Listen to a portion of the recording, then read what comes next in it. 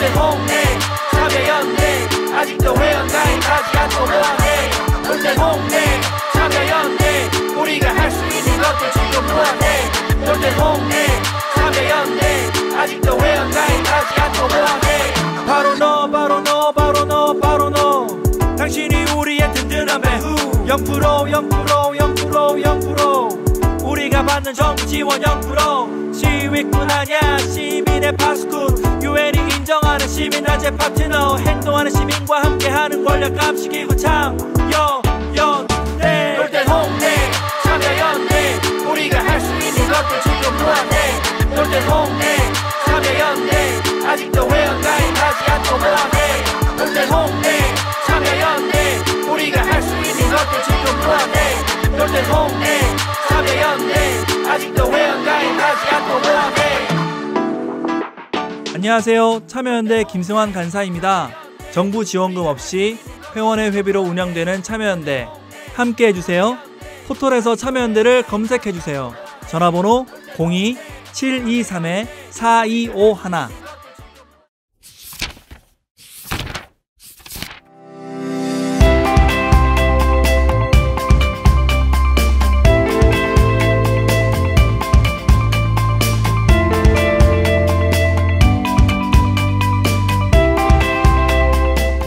머리는 시원하게 뚫어주고 가슴은 따뜻하게 데워주는 책 이야기 팟캐스트 책사이다. 안녕하세요. 팟캐스트 책사이다입니다. 책사이다는 참여연대에서 만드는 책 이야기 팟캐스트입니다. 저는 진행을 맡은 박알라딘이고요. 오늘도 황주부님과 김느낌님 나와주셨습니다. 안녕하세요. 네, 안녕하세요. 네, 안녕하세요. 네, 12월이네요 벌써. 오늘 그 76회 우리 후다닥 1쇄가 네. 2020년 책사이다 막방입니다. 그렇죠, 그렇군요. 그렇죠, 맞아요. 뭐 내년에도 다 걱정들이 없으신가 봐요. 막방이라고 하는데도 뭐 몰랐다는 반응이네. 아, 뭐 어떻게 되겠죠. 계획 안 세우고 모든 산지 것은 오래됐습니다. 저는. 순리대로. 순리대로 안 되더라고요. 나는 순리대로 살려고 하는데 네. 참 세상이 너무 거칠고 황무지 같고 가면 갈수록 더 그런 느낌이 드는 것 같아요. 그러니까 무슨 얘기냐면 예전에는 이제 자기 충족감이나 네. 자기 충만감이라는 걸 전 굉장히 자주 느꼈던 사람이거든요. 그러니까 일종의 어떤 일을 하면서도 재미라는 네. 영역 네. 그게 되게 중요한 부분이었는데 그렇죠. 재미있는 일은 정말 이제 줄어드는 거 확실히 많이 줄어든 것 같아요. 그게 직급이 올라서 그런가요? 일의 형태가 달라져서? 뭐 여러 이유가 있겠죠. 근데 뭐 같은 걸 해도 재밌는 거를 찾아보세요. 뭐 결혼이라던가. 아니 이제 바이크 타는 건 재밌죠. 제가 말씀드렸었나요? 제가 네. 저희 사무실이 네. 대로변에 있어요. 네. 낮에 뭐 어떤 택배 기사분부터 해서 바이크가 꽤나 많이 지나가요. 네네. 그러면 그 배기 음이 창문 밖에서 들린단 말이죠. 그렇죠. 들릴 때마다 나는 왜 여기 지금 앉아 있는 거야? 지금 저걸 타고 내가 달릴 수 있는데 나도 바이크가 있고 내가 지금 당장 바이크 그만두고 바이크 타도 뭐 그 거칠게 얘기해서 뭐 한 1년 3개일주 뭐 퇴직금 받고 하면 그 정도는 쓸 수 있지 않나? 이런 생각이 들고 도대체 왜 여기 내가 앉아 있는가? 이 얘기 오래된 것 같아. 그렇지. 바이크 소리 들을 때마다 요새 네. 아주 그렇군요. 그냥 가슴이 뜁니다. 근데 이제 겨울이라 어차피 한국은 참 바이크 타기도 쉽지가 않아요. 맞아요. 한여름엔 더워서 한겨울엔 너무 추워서. 비가 많이 오는데 비가 와서 눈이 많이 오는데 눈이 와서. 우리 지난주에 네. 그 지난 75회 때 네. 리터러시 얘기를 정말 엄청난 이게 정말 간단한 문제가 아닌데 왜 이게 중요한 문제인지에 대해서 우리가 무슨 답을 찾은 게 아니라 그렇죠. 그걸 새삼 확인했던 시간이었던 것 같아요. 저도 느낌님 얘기 듣고 굉장히 혼자 많이 고민이 많이 됐어요. 제가 너무 관성적으로 이게 나한테 편하고 익숙해서. 네. 아니 저는 뭐 그런 부분을 비판한 건 아니었습니다. 근데 이제 어쨌든 이 얘기를 하는 것도 사실은 그 문자에 굉장히 익숙한 사람들만 사실 얘기하거든요. 네. 그렇죠. 그런 면이 있죠. 네. 그래서 어떻게 보면은 약간 논의가 공전하는 것 같기도 하고 그런 측면이 있어서 제가 느낀 바대로 저는 김느낌이니까. 저희 뭐 올해 막방이기도 하니까 네. 뭐 셋 다 그런 취향은 아니지만 뭐 이렇게 새해 좀 목표나 계획은 말고 왜 이러세요? 아니, 그러니까 목표나 계획 말고요. 네. 좀 바라는 거. 네. 아니 뭐 예를 들면 올해는 지금 보신각 타종 행사도 못 한다면서요. 그러니까 좀 우리 청취자분들께도 어떤 꿈과 희망을 전해드리는 의미에서 네. 새해 좀 이런 거는 좀 잘 됐으면 좋겠다. 이런 거 하나씩이라도 얘기해 보면 어떨까요? 비트코인이 많이 올랐으면 뭐 투자해 놓으신 게 있으세요? 이런 건 좀 아닌가요? 저는 그러면 새해에는 제가 딸이랑 굉장히 잘 논다고 생각했었거든요. 네. 애기들이랑 굉장히 잘 노는 유형의 인간이다라고 생각했었는데 딸이 태어난 후에 저의 이 행적을 보면 꼭 그렇지는 않은 것 같아요. 그러니까 왜 그런 거 있잖아요. 내 딸이 아니 가끔 뭐 일주일에 한 2시간 정도는 애들이랑 얼마든지 신나게 놀아줄 수 있지.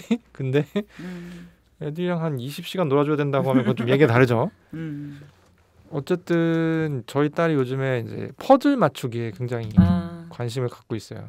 처음에 퍼즐을 30피스인가 36피스인가짜리 맞췄을 때 우리 딸이 천재가 아닌가 이런 생각했었는데 굉장히 평균적인 퍼즐이라고 하더라고요. 네. 그래서 이제 딸이 이제 처음에는 24피스, 36피스, 48피스 뭐 이런 식으로 지금 피스 수를 퍼즐 복잡한 퍼즐을 계속 도전을 하고 있어요. 그래서 이제 얘는 아직 한글을 잘 모르는데 어쨌든 그게 되게 보기가 좋아서 새해에는 얘가 더 복잡한 퍼즐을 맞출 수 있었으면 좋겠다. 그 정도? 정말 소박한 그런데 뭐 또 쉽지 않은 본인의 의지만 가지고 되는 게 아니니까 저희가 사줘야 되지. 사주기만 하면 될까요? 얘는 또 한 번 맞춘 퍼즐 잘 안 맞추려고 해요. 지가 무슨 페리스 힐튼인 줄 알아. 글쎄요. 새해에는 좀 책을 만날 수 있는 다양한 공간들이 안정적으로 열리면 좋겠다. 그러니까 2020년에는 오프라인 서점도 찾아가기가 쉽지가 않았고, 그렇죠. 대학 같은 경우는 학교가 이제 문을 열지 않으니까 구내 서점들이 다 문을 닫았고, 그리고 이제 사회적 거리두기 단계 조정에 따라서 도서관들이 또 운영 자체를 못하게 된 시기들도 적지 않았거든요. 근데 뭐 지난 75회 때도 그런 말씀드렸지만 진짜 도서관이라는 공간이 한국 사회에서 어떤 공공성의 보루 같은 곳이에요. 그렇죠, 그렇죠. 네. 그러니까 어쨌든 거기에 가면 뭐 추울 땐 따뜻하게, 더울 땐 시원하게 지낼 수 있는 공간, 안전한 공간이 이제 보장이 되고, 그리고 책을 비롯해서 뭐 인터넷이면 인터넷, 그쵸. 뭐 이런 여러 가지 이제 다른 세계와 접속할 수 있는 기회가 누구에게나 무료로 전달되는 공간이거든요. 그런 공간이 극히 드물어요. 맞아요. 네, 그래서 그 기간 동안에 그런 얘기들이 많았죠. 아니 유흥주점들도 이 단계 때 지금 문을 여는데 왜 공공도서관이 문을 닫느냐. 이 공공도서관이야말로 그럴 때 이제 사회랑 접속할 수 있는 여지들이 다 사라진 사람들이 올 수 있는 유일한 공간인데 그래서 저는 도서관은 좀 어떤 상황에서든 우리 왜 그 영화 투모로우를 또 떠올리게 되는데 그런 상황처럼 정말 그런 상황에서도 찾아갈 수 있는 공간으로 좀 사회적인 인식이 바뀌어야 되지 않나. 그러니까 뭐 당연히 어떤 절차나 안전을 위한 고려들이 있어야겠지만 그런 걸 갖추면서 충분히 운용할 수 있지 않나라는 생각이 들어요. 아직 저만 해도 도서관을 종종 자주 가는 편이거든요. 주말에 일요일에 보통 이제 아점을 먹고 도서관에 한번 들러서 뭐 그 주에 필요한 자료나 이런 것들을 찾아보는데 그런 저만 해도 그게 닫히니까 엄청 답답하더라고요. 맞아요. 네. 근데 저는 사실 뭐 제가 뭐 어쨌든 뭐 계속 일을 하고 있는 사람이고 집에 뭐 책도 있고 인터넷도 되고 이런 게 다 뭐 전혀 없어서 그 찾아가는 상황이 아닌데도 답답한데 그런 걸 실제로 활용해야 되고 사용해야 돼서 거기를 찾아갔던 분들 같은 경우에는 정말 뭐랄까 그러니까 사회에서 자기를 전혀 생각하지 않는다라는 느낌을 받을 것 같아요. 공감해요, 진짜. 네. 그래서 그런 부분이 좀 바뀌면 좋겠어요. 뭐 예술관, 미술관 얘기도 나왔는데 박물관이나 그건 조금 다음 문제라고 하더라도 도서관은 왜냐하면 어느 동네나 이제 있는 그쵸. 거잖아요. 그 부분은 좀 더 적극적으로 이게 이런 상황에서 문체부가 얘기를 안 해서 그래. 문체부가 이럴 때 이거 세게 얘기를 해야 되는데 네. 이런 부분은 그렇죠. 그리고 그러면서 오히려 도서관에 대한 인식도 바뀌고 이런 계기가 되는 건데 좀 안타까워서 말씀을 드려봅니다. 누군가 꼭 이걸 듣고 정말 그렇게 바뀌었으면 좋겠다는 강력한 소망이 있고요. 도서관 말씀하시니까 도서관에 제가 안 가면서 일단 책을 사느라고 돈을 너무 많이 썼고 도서관에 갔을 때 되게 고마운 게 뭐냐면 큰 글씨 책이었어요, 저는.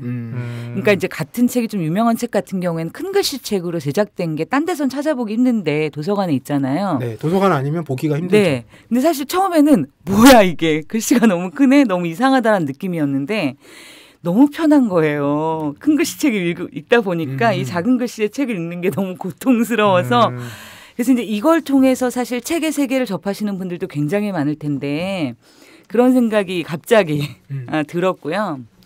저는 내년에 소원이 있다면 저는 우리가 이제 만남의 형태에 대한 다양한 가능성과 시도가 내년에는 조금 더 세련되게 그리고 좀 더 다양하게 그래서 뭔가 결실을 좀 볼 수 있었으면 좋겠어요.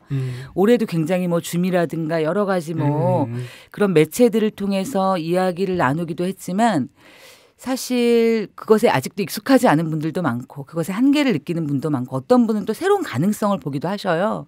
특히 이제 수업 중에서도 자아 탐색에 관한 수업 같은 경우는 오히려 이제 그게 옆에 사람들이 있는 부담감을 덜어서 굉장히 편안하게 오히려 자기 얘기를 할 수 있는 도구가 됐다라고 하더라고요. 어떻게 보면 새로운 매체라든가 새로운 만남의 형식은 우리가 낯설어서 어떻게 할지 모르고 어떻게 적응할지 모르고 어떻게 사용할지 모르는데 다양한 내년에도 어쨌든 이 코로나가 갑자기 어느 날 불현듯 사라지진 않을 것 같은데 그 안에서도 우리가 끝까지 만남을 포기하지 않고 다양한 방식으로 그리고 여기서 소외되는 사람이 없도록 그런 만남들이 가능했으면 좋겠고 아카데미에서 그 만남을 했으면 좋겠습니다. 저는 개인적으로. 네. 이제 한 회 만에 굉장히 적극적으로 이제 본인의 위치와 입장에서 목소리를 내기 시작하시네요. 다시 할까요? 반가운 일입니다. 다시 할까요? 아니죠. 그 맞기로 하셨으면 그렇게 하시는 게 맞아요. 안 하셨으면 모를까. 네. 그렇죠. 뭐 이상하지 않았어요. 딱히. 네. 아, 좋습니다. 저희 새해에 내년 이맘때쯤에 오늘의 바람들을 다시 기억해 보면서 이야기 나누기를 희망을 하고요. 그러면 오늘 이야기 나눌 후다닥 1쇄로 넘어가 보겠습니다.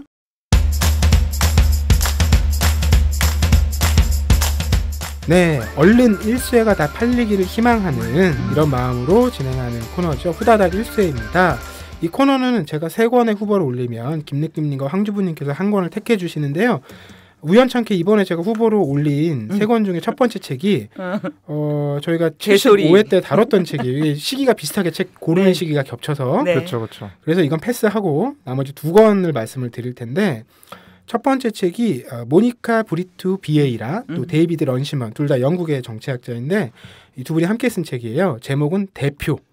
굉장히 심플하죠. 부제도 심플해요. 역사, 논리, 정치. 이 책은 이제 후마니타스에서 나온 책인데 원제도 리프레젠테이션입니다. 그리고 이 출판사에서 이 책을 시작으로 레프레젠테이션 시리즈를 내요. 그러니까 이 대표라는 개념이 그만큼 지금 이슈고 논쟁적이고 문제가 되고 있다라는 얘기를 하는 것 같은데 우리가 그 75회 때 다뤘던 그 민주주의와 또 트럼프 현상 이런 것과도 사실 연관이 있다고 생각이 돼요. 근데 이 대표라는 책은 진짜 참여연대에서도 같이 세미나 하면서 읽어보면 굉장한 저는 공부가 되는 책이라고 생각이 돼요. 왜냐하면 이 책이 아까 부제가 대표의 역사, 논리, 정치라고 말씀드렸잖아요. 이 책의 차례가 딱 그래요. 그래서 1부는 대표의 역사예요. 정치적 대표의 기원. 그러니까 이런 대표를 세우는 역사적인 맥락이 어디서부터 시작이 됐고 이 흐름을 쭉 알려주는 거예요. 그리고 그런 대표제와 민주주의가 이제 어떤 이제 엇갈림과 이제 겹침을 이제 흘러왔는지 역사를 이걸 알려줘요. 그리고 나서는 대표의 논리예요. 우리가 대표를 세우고 대표성을 부여하고 이제 이것에 이게 이제 사회를 우리가 운영해 나가는 어떤 논리로서 받아들인 거잖아요. 이제 그거를 입론하고 활용해왔던 논리적 근거가 되는 철학자들, 사상가들의 얘기를 쭉 펼쳐줘요. 그리고 마지막에는 그 대표의 정치성 문제예요. 이게 이제 오늘날 문제가 되는 거죠. 네. 과연 예를 들면 대통령이 국가를 대표한다고 하는데 이게 실제로 그 서술과 의미가 부합하냐 이런 문제제기 할 수 있잖아요. 네. 트럼프가 이제 미국을 대표하는 것이냐. 그리고 이제 우리가 흔히 대표라고 하면 우리의 상상력은 국민 국가를 넘어서지 못하거든요. 네. 이제 그걸 넘어서는 대표의 가능성 이런 것들도 생각을 해봐요. 그래서 이게 아주 어려운 학술서는 아닌데 진지하게 이제 서로 발제하면서 세미나 해가기 좋은 책이거든요. 그래서 저는 이게 좀 단단한 책이지만 지금 우리 사회에 너무 필요한 책이라는 생각이 들어요. 특히 네. 이제 이 책이 기획된 이유가 그런 걸 텐데 뭐 크게 그렇잖아요. 이제 민주주의의 초기 형태에서는 네. 이제 평범한 사람들은 그러니까 그리스니까 네. 이제 그런 판단을 잘 할 수 없고, 그러니까 중우 정치에 빠지기 쉬우니까 플라톤이 얘기했던 게 그런 거잖아요. 네. 그렇게 할 수 없고, 그래서 이 참정권 자체를 이제 소수에게만 줘야 돼. 그 사람들 대표성을 다 갖는 네. 거잖아요. 다 이걸 선취해 가는 건데, 근데 그러다가 이제 그게 이제 점차 확장돼 온 거잖아요. 야, 이거 그 사람들이 정말 우리를 대표하느냐? 우리 이익을 정말 나보다 훨씬 잘 살고 많이 배우고 권력도 많이 가진 사람들, 이 사람들이 정말 나를 대표해 줄까? 이제 이런 의문과 의심들이 생기면서 그리고 이제 본인들의 힘이 커지면서 이걸 규합해서 이제 이걸 쟁취해낸 거잖아요. 그리고 또 그 흐름이 지금 꽤 왔죠. 근데 이 저자 얘기는 그런 민주주의가 됐음에도, 즉 누구나 이제 선거권과 피선거권을 갖게 되었음에도 여전히 그 격차가 굉장히 오래 유지됐다는 거예요. 근데 이제 이게 점차 좁혀오다가 지금은 뭐 국회의원이 어떤 결정을 하긴 하지만 내가 국회의원을 그렇다고 내 대표로서 인정하고 뭐 존중하는 마음을 갖고 있는, 이게 전혀 다른 맥락의 상황이 됐다라는 거죠. 이제 그 문제에서 우리가 대표성을 새롭게 좀 바라봐야 된다라는 게 한 측면이 있고요. 근데 전 그것보다 더 중요한 게 지금 한국도 선거제도가 그런데 피선거권 나이 제한이 있잖아요. 그렇죠. 이제 그레타 툰베리 얘기를 네. 이 옴기니가 역자 후기에서도 얘기하는데 이 대표성 문제를 도대체 어떻게 우리가 그간은 사실 고려를 거의 안 해왔다는 거예요. 네. 뭐 애들은 뭐 우리가 결정하면 뭐 우리가 현명하고 어른이니까 이렇게 해와서 사실은 그 아이들 다음 세대의 삶에 정말 절대적인 영향을 미치는 숱한 결정들을 어른들이 굉장히 임의적으로 이제 해왔다라는 거예요. 그렇다면 이거는 도대체 이 대표성을 우리가 정당하다고 얘기하고 그렇게 권위를 부여하는 게 이제 온당하냐? 이제 이것까지 같이 질문해봐야 된다라는 얘기를 하는 거죠. 그래서 꼭 필요한 지금 상황에 우리 상황에 필요한 얘기가 아닌가 싶어서 골라왔고요. 네, 그리고 또 한 권의 책은 이거 되게 재미있는 책입니다. 특히 제가 좋아하는 책인데 김은진 작가의 책 예술가의 손끝에서 과학자의 손길로. 이게 부제가 미술품을 치료하는 보존과학의 세계예요. 일단 듣기만 해도 흥미롭지 않나요? 알라딘이 좋아하는 모든 요소가 들어있어요. 듣기만 해도 너무 흥미로운데 저도 너무 즐겁게 읽었어요. 왜냐하면 일단 우리가 잘 모르는 직업의 세계잖아요. 근데 직업이라는 것이 또 이 흥미로운 게 이게 뭐라고 해야 될까? 그러니까 어떤 기술의 영역에 있는 얘기인데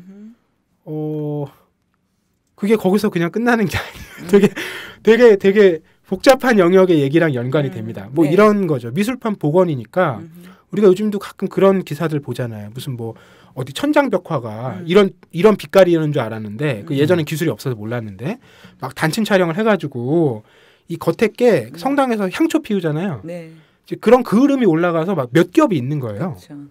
그래서 그거를 벗겨냈더니 새로운 세계가 우리가 알던 그림이랑 완전 다른 거예요. 그렇죠. 그러면 그거 막 평가했던 사람들과 이런 평론과 이런 게 해석이 다 바뀌어야 되는 거예요. 그렇죠.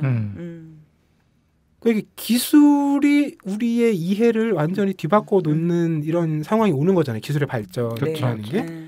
바로 그 지점에 있는 얘기들을 해줘서 이제 막 에피소드도 재밌지만 정말 생각해볼 이유들이 많은 것 같아요. 맞아요. 네. 그러니까 우리도 뭔가 이런 거잖아요. 유전학이라든지 고생물학이라든지 이런 게 발전하면 발전할수록 이제 인류의 기원에 대한 얘기들도 달라지잖아요. 그런 얘기에 따라서. 근데 이게 또 한편으로 그렇게 또 뭔가 전혀 몰랐던 세계가 밝혀지면서 우리의 근원이 우리가 믿었던 거랑 너무 다르다고 하면 이것도 좀 당황스러운 얘기잖아요. 이런 이제 좀 복잡한 감각을 들게 하는 책이라서 좀 흥미로워서 제가 골라왔는데 너무 두 권 다 제가 추천하고 싶었던 책이라 뜨겁게 말씀을 드렸네요. 두 분은 어떤 책을 고르셨습니까? 저희가 고른 책은 예술가의 손끝에서 과학자의 손길로. 왜 대표가 아니었죠? 대표는 오늘 저희 방송에서 바갈라딘님처럼 이렇게 대표에 대해서 자세하게 설명해 주실 분이 없었어요. 저희. 아마도 독자분들에게도 이제 마찬가지 문제가 발생할 거라고 저는 보는데 책이 너무 좀 보면은 되게 간지는 나거든요. 근데 맞아요. 네. 근데 이제 좀 불친절한 약간 그런 문제점이 있는 것 같고 대표라는 책은 저도 굉장히 반갑게 봤습니다. 그래서 그러니까 제가 얘기하는 그 항상 우리가 그 이론적인 어떤 정치 체계, 사회 체계 뭐 이런 것들을 가지고 있다가 사실상 지금 그것들이 너무 실제화되면서 균열을 나타내고 있다. 민주주의 같은 경우도 지난번에도 저 얘기했었지만 사실 이제 우리가 민주주의의 대상이라고 생각하지 않았던 사람들이 갑자기 수면 위로 떠오르면서 굉장히 지금 난감해진 상황인 거죠. 그리고 이제 바갈라딘님이 아까 얘기하셨던 그 미성년자 투표 문제도 저는 솔직히 얘기하면 이 사리분간이 못 되는 사람이 시민으로서 한 표를 같이 행사하는 걸 굉장히 부당하다고 생각했던 적이 있었거든요. 지금은 그렇게까지 생각하지 않는데 근데 사람이 이제 이게 일관성의 논리에 따라서 이걸 연장을 시키면 이게 어떤 결과를 낳냐면 그러면은 어느 정도의 지성이 투표권을 획득하고 사용하기에 적합한 지성이냐에 닿아요. 꼭 그 미성년자가 아니더라도. 네. 그러면은 굉장히 얘기가 갑자기 되게 무서운 방향으로 가잖아요. 네. 그런 측면이 또 있고 그렇다고 해서 정말 그 뭐 아무한테나 모든 사람이 다 투표권을 행사할 수 있게끔 하자. 그럼 이제 실무적인 문제가 발생하죠.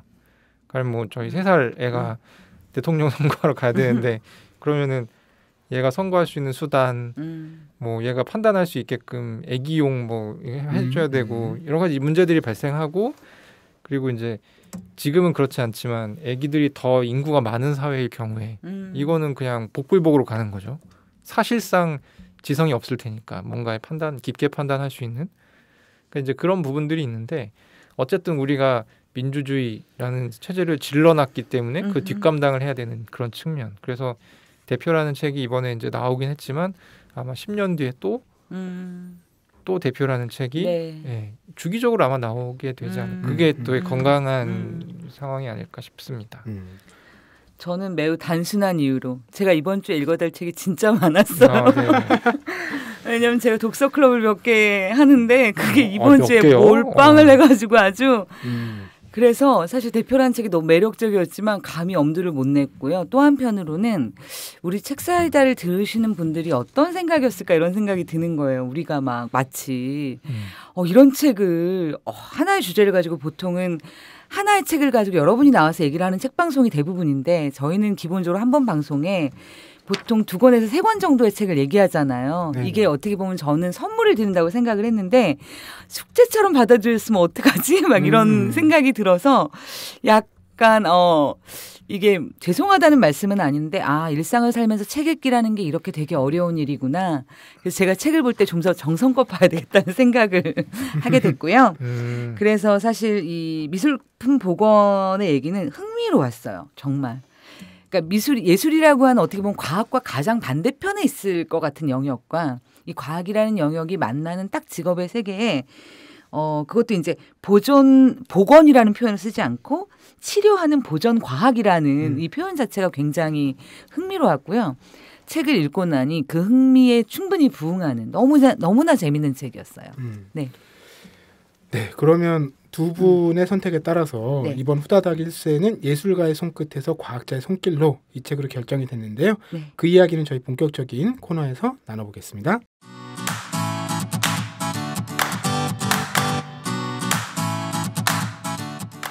참여연대가 제작하는 책 이야기 팟캐스트 책사이다와 국내 유일의 아시아 전문 팟캐스트 아시아팟, 매주 목요일에 번갈아 찾아갑니다. 정부 지원금 없이 회원의 회비로 운영되는 참여연대입니다. 청취자 여러분, 참여연대 회원이 되어주세요. 포털 사이트에서 참여연대를 검색하시거나 참여연대로 전화 주시면 됩니다. 전화번호 02-723-4251입니다.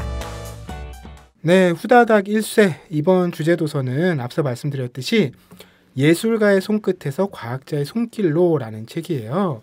저는 이 책이 나온 걸 보고 바로 떠오르는 연결된 책이 있었어요. 그 책이 뭐냐면 김겸 작가의 시간을 복원하는 남자라는 책이에요.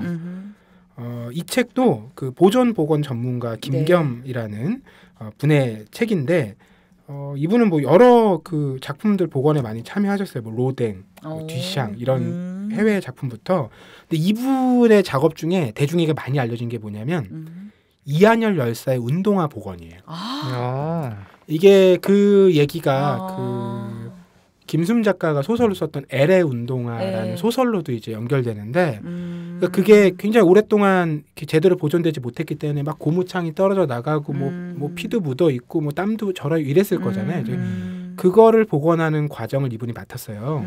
뭐 그뿐 아니라 이제 뭐 문익환 목사의 피아노 이런 것처럼 우리가 흔히 얘기하는 예술 작품뿐만 아니라 어쨌든 시간이 흘러서 우리가 어떤 역사성을 이제 재발견하면서 이제 의미의 보존을 해야 되는, 그러니까 물건의 보존도 있지만 의미의 복원과 보존도 해야 되는 그런 작업들을 많이 해오신 분인데 그 책도 되게 흥미롭게 읽었었거든요. 근데 그 책에 비해서 이 책은 훨씬 이제 과학적인 얘기들이 많이 나오는 그런 책이라서 또 재미가 있었던 것 같아요. 네. 어떻게 보셨어요, 홍주부님? 일단 모르는 얘기가 너무 많이 나왔어요. 근데 그 모르는 얘기가 이렇게 어려워서 싫다가 아니라 진짜 막 이렇게 있잖아요. 예를 들어서 제목 보시면 너무 재미있는데 피부과에 간 명화. 그러니까 피부과에 가서 여자들이 이제 피부과 치료를 받으면 레이저가 마치 마법과 같거든요. 그렇죠. 그래서 피부를 매끄럽게도 해주고 피부를 리프팅도 해주고 틈틈에 어떤 부분을 메꿔주기도 하고 거의 마법의 매직과 같은 게 레이저인데 이 레이저가 명화를 복원할 때도 사실은 이게 이제 우리가 표면을 처리하는 게, 그러니까 그 안에 아까 말씀하셨잖아요. 그 그림과 뭐와 뭐 안에 진짜 색깔과 원래 명화가 들어있으면 이걸 벗겨내야 되잖아요. 이 벗겨내는 과정이 대부분 화학 처리예요. 그래서 이제 어떠한, 그러니까 이 아이가 최소한 손상되도록, 손상이 거의 없도록, 그리고 이제 또 하나의 되게 중요한 원칙이 얘가 뭐냐면 그 다음에도 제거가 쉽도록. 이 화학 처리를 했는데 이 제거가 어려우면 다음에 또 뭔가를 손을 대야 될 때 문제가 생기잖아요. 그래서 몇 가지 원칙하에서 사실은 재료를 고르기 때문에 고도의 과학이 필요한 거예요, 이게. 그런데 레이저라는 게 뭐냐면 화학 처리가 아닌 거죠. 물리적으로 어떻게 보면 이 레이저라는 원리에 의해서 표면을 이 안에 걸 손상시키지 않고 싹 벗겨내는 거라서 특히 뭐죠? 겉에 있는 조각품 같은 거를 복원할 때는 거의 마법과 같은 이런 효과가 나와서 그래서 그런 거 보면서 너무 재밌었어요. 와, 진짜 너무너무 신기하고 그러면서 이제 과학의 원리라고 하는 게 그러니까 요즘에 이렇게 쓰는 과학책이 많잖아요. 일상생활에서 막 과학을 이런 데도 과학이 있어요. 그래서 굉장히 흥미롭지만 또 되게 그 예술과 그다음에 이제 예술의 가치와 이런 것들을 이제 철학적인 것과 되게 과학적인 것이 너무 교묘하게 너무 재미나게 잘 버무러져서 정말 즐거운 독서였어요. 그 이 책에서 되게 인상적인 한 장면이 그거잖아요. 많은 분들이 기억하실 텐데 그 영화 타이타닉의 한 장면 얘기 나오잖아요. 그 본문을 읽어드리면 영화 속에서 디카프리오의 그림이 80년이 넘도록 바닷물 속에서 그대로 있을 수 있었던 이유는 물 밖으로 나오지 않았기 때문이다. 그림을 그린 재료도 물에 녹는 것이 아니었던 것으로 추정된다. 하지만 그림을 꺼낸 즉시 말렸다면 종이는 그 순간부터 심각한 스트레스를 받아서 완전히 망가져 버렸을지도 모른다. 여기서부터가 중요합니다. 영화를 자세히 떠올릴 수 있는 사람이라면 다음 장면을 기억할 것이다. 그림의 주인공이었던 백발의 할머니가 지난 날을 회상하기 전에 그림을 확인하는 장면이다. 그림을 건조해 놓지 않고 진흙을 털어내고 깨끗한 물 속에 넣어둔 것이다. 그 물 속에 있는 그림을 그 할머니가 본다는 거예요. 물론 우리는 그때 당시만 해도 보존과학을 전혀 몰랐기 때문에 그렇죠. 그 장면은 1도 기억이 안 나죠. 전혀 기억나지 않죠. 근데 이분한테는 그 장면이 꽂힌 거죠. 이 영화 제대로 만들었는데? 맞아요. 인상 깊은 장면이었습니다. 저는 그리고 또 하나가 이제 이런 측면의 그 약간 은유라고 할까요? 이분이 그런 걸 많이 활용하지는 않는데 계속 생각이 드는 거예요. 어떤 이 시간이라는 거 이걸 이제 도대체 우리가 어떤 방식으로 이제 이해하고 다뤄야 되느냐 이 문제가 이거랑 너무나 밀접하게 연관되어 있는 문제라는 생각이 계속 드는 거예요. 제가 최근에 어떤 미술계분한테 들었는데 이제 백남준 작가의 작품들 네. 이게 요새 복원이나 예술 이 책 안에서도 되게 핫 이슈로 그게 정말 핫 이슈라고 하는 거예요. 핫 이슈인 이유가 반도체라서 아니 뭐 그런 부분도 있고 실제로 이게 플라스틱이라서 이게 대부분 또 설치라서 그러니까 이제 브라운관이 사실 옛날에 우리의 쏘는 방식. 예. 그러니까 이게 뒤가 불룩해서 엄청 긴 형태의 브라운관에 탑을 쌓아서 그 안에 영상을 맞아요, 쏘잖아요. 맞아요. 네. 그럼 예를 들어서 뭐가 백남준의 예술이냐는 거예요. 복원할 때 뭐냐면 그 브라운관은 지금 만들지도 않고 그쵸. 수리도 안 되고 그걸 위해서 해줄 수 있는 회사는 일도 없는데 네. 그러면 얘를 갖다 지금의 올레드 TV로 바꾸고 그 안에 백남준의 영상을 쏘면 그게 백남준의 작품인지 아니면 이걸 그냥 이게 잘 돌아가지 않아도 그 자체의 브라운관은 그대로 놓고 이게 예술품의 가치인지 사실은. 근데 이제 예술계에서는 적극적인 의사표현 혹은 이제 진취적인 방향은 백남준 작가도 그런 걸 시대에 따라서 그쵸. 변화해야 된다고 얘기했던 사람이기 때문에 그렇게 가는 게 맞다고 모두가 이제 이런 방향엔 동의하지만 누구도 선뜻 못하는 거예요. 그치. 특히 이게 이제 공공미술관에서 소유하고 있는 건 덜한데 네. 이제 개인 소장 같은 경우는 네. 이게 또 어떤 재산 가치랑도 밀접하게 연관이 그렇죠. 있으니까 네. 이거를 이제 혹여나 그런 시도를 했다가 논란만 되고 그 작품의 가치가 떨어지고 이러면 이제 그 개인으로서는 엄청난 손해잖아요. 그렇죠. 이게 그러니까 이런 문제를 우리가 마주했을 때 이게 무슨 기술이 발전한다고만 해결되는 문제도 그쵸. 아니고 되게 복잡한 문제예요. 그리고 사실은 이런 거예요. 뭐냐면 이 안에 이제 그것과 딱 반대되는 정확한 예가 있는데 어떤 거냐면 우리가 이제 미술 작품이 시간이 지나면 이 위에 때가 앉고 네, 먼지가 그렇죠. 껴서 약간 불투명해지고 까매지잖아요.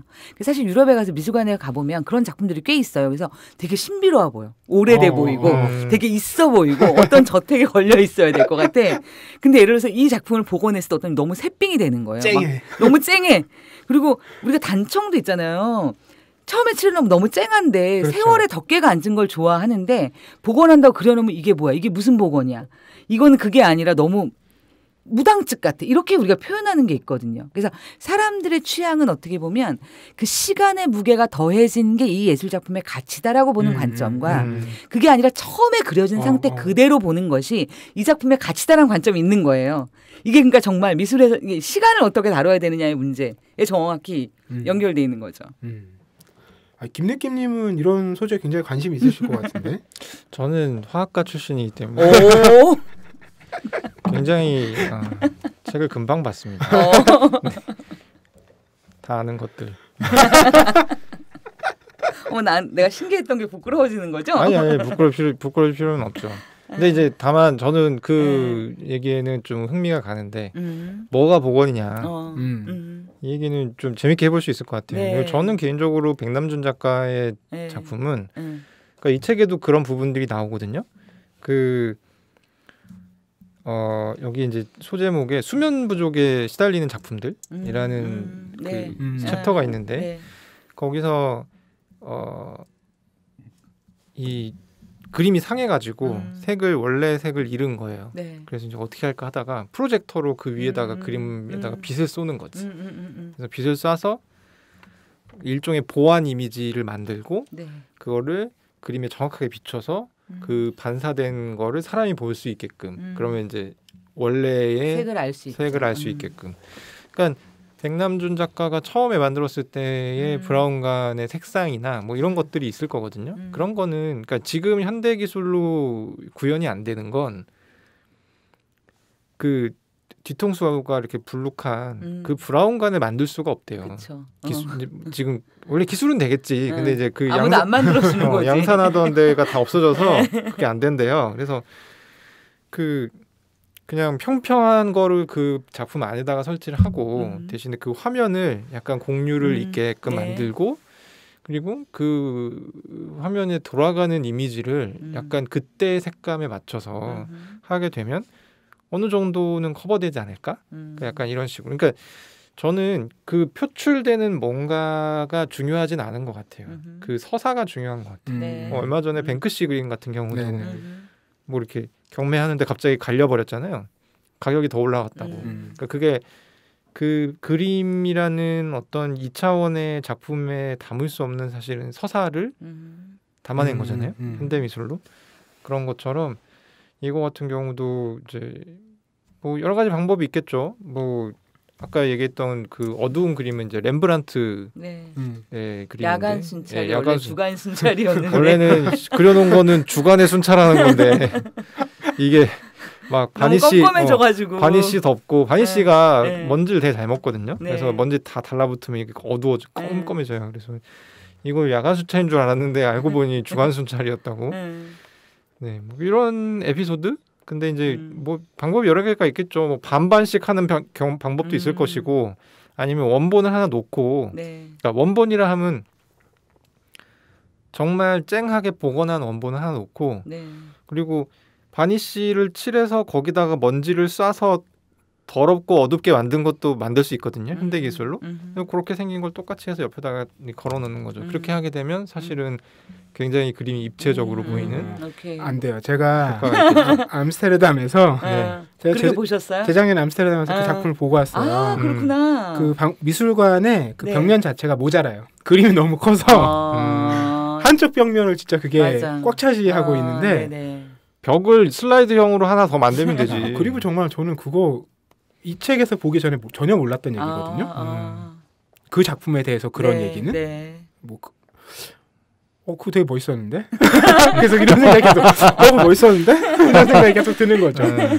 근데 이 문제가 이게 뭐 사실 이런 예술 작품뿐만이 아니라 이렇게 김일기님께서 말씀해 주신 그 결국에는 그 작품이 평가받는 이유도 그 이야기 서사 그렇죠. 때문이기 때문에 이제 이게 이제 핵심이 아니냐라는 얘기는 굉장히 오래된 이제 철학의 문제잖아요. 그 테세우스의 배가 이제 이런 얘기잖아요. 그러니까 매해 그 테세우스가 타고 왔던 배를 이제 가지고 우리가 기념 행사를 하는데 배가 헐어가기 시작하니까 부품을 하나씩 바꾸는데 이게 예를 들어서 뭐 부품이 100개로 돼 있어서 1년에 하나씩 바꿔서 100년 후에는 모두 다 새로운 부품으로 바뀐다.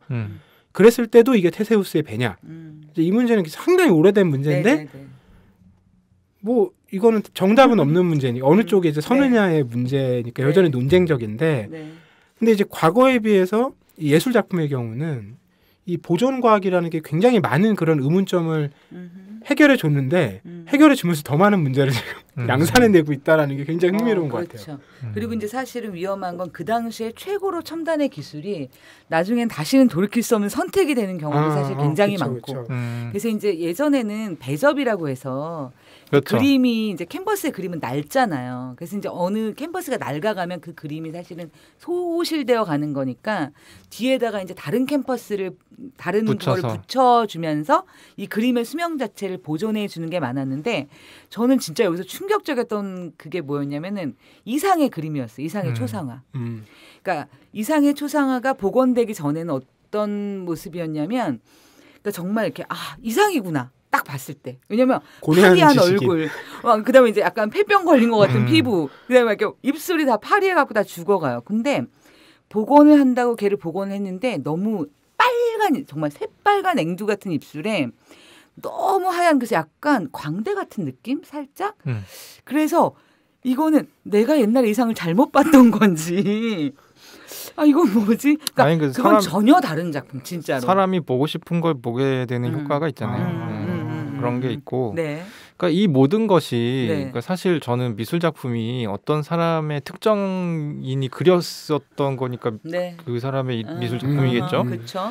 근데 이제 우리가 현대 미술을 소비하는 그런 방식을 보면 사실상 그 사람이 죽기만 해도 그 원작자가 죽기만 해도 사실 그 사람의 혼자만의 작품은 아니에요.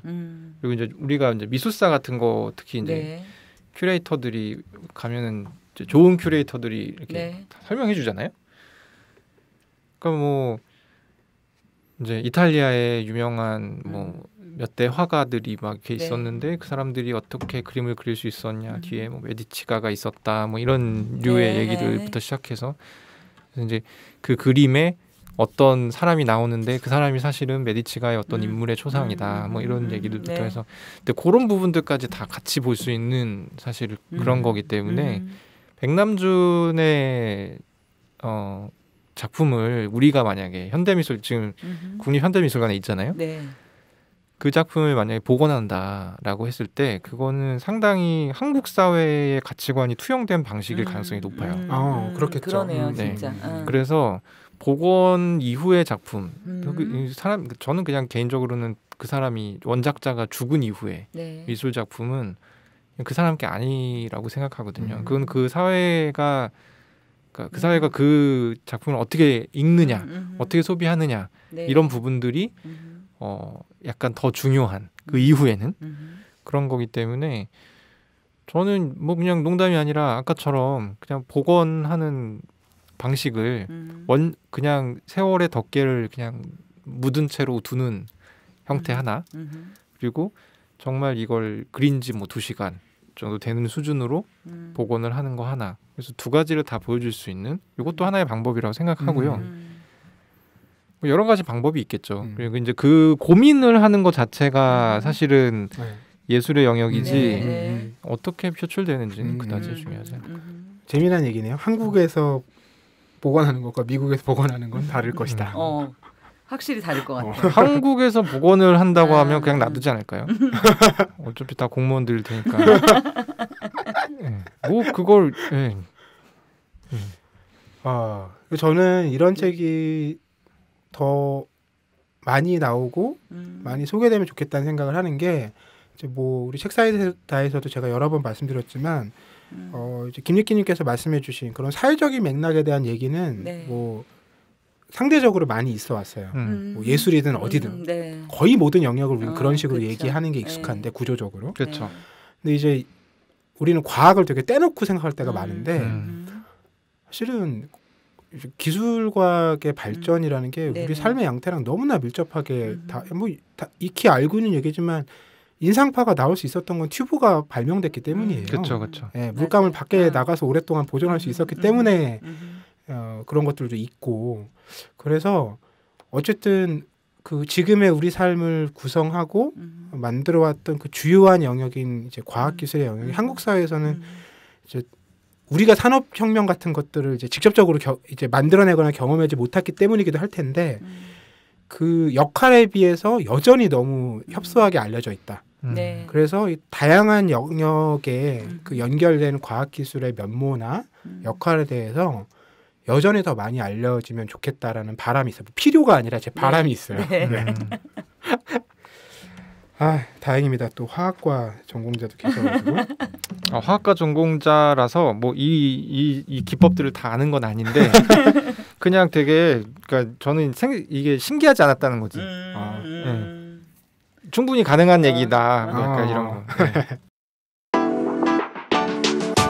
놀때 홍대 참여연대 우리가 할 수 있는 것들 지금 뭐하네 놀때 홍대 참여연대 아직도 회원가입하지 않고 뭐하네 놀때 홍대 참여연대 우리가 할 수 있는 것들 지금 뭐하네 놀때 홍대 참여연대 아직도 회원가입하지 않고 뭐하네 바로 너 바로 너 바로 너 바로 너 당신이 우리의 든든한 배후 0%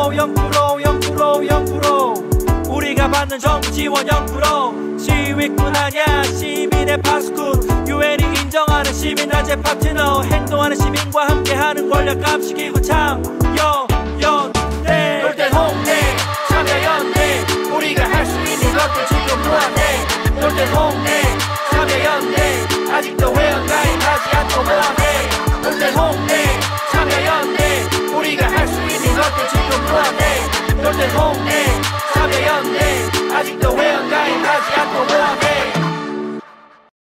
네, 저희 오늘 후다닥 1수에서는 김은진 작가의 책 예술가의 손끝에서 과학자의 손길로로 이야기 나눠봤고요. 저희 이제 2020년은 이렇게 마무리를 하고 또 새해에 새해는 또 득달같이 첫 주부터 찾아뵙겠네요. 잘 준비해서 새로운 면모로 또 좋았던 모습들은 그대로 잘 유지하면서 책사에다 이어가도록 노력을 해보겠습니다. 올 한 해 함께해 주신 청취자 여러분 감사드리고요. 참여연대도 새해에도 힘을 내서 여러분들과 많은 이야기 만들어갈 수 있기를 희망하겠습니다. 고맙습니다. 네, 감사합니다. 네, 감사합니다.